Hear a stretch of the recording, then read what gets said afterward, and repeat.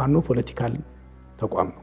ከመንግስት ጋር ግጭት ያለው ከፌዴራል መንግስት ጋር ግጭት ያለው ነፍጥ ያነገበ ኃይል ነው። የፋኖ አመራሮች ሲምቦሊክ በሆነ መልኩ ልክ ትልልቅ መስቀሎችን አንገታቸው ላይ ያደርጋሉ። 2-3 መስቀሎችን ሬስቶሬሽን ኦፍ ሶሎሞኒክ ዳይናስቲ ሳቢ አለ። የሰለሞናዊ ስርዓቱን የመመለስ ፍላጎትና አባዜ ወይም ኖስታልጂያ ናፍቆት አለ። ይሄ ፌዴራል ላይ ያለ መንግስት የእስላም የሆነ መንግስት አብይ አህመድ አሊ፣ ጀዋር መሐመድ ምናምን የሚባሉ የእስላም ስም ያላቸው ሰዎች ስልጣኑን ከያዙ በኋላ በኢትዮጵያ ውስጥ ሰላም ጠፍቷል። ክርስቲያን በስደት ላይ ነው ያለው። ራሷ ቤተክርስቲያን ስደት ላይ ነች። ኦርቶዶክስ በያለበት እየተሰቃየ ነው፣ እየተንገላታ ነው፣ እየተፈናቀለ ነው፣ እየተገደለ ነው የሚል ናሬሽን ይፈጥራሉ።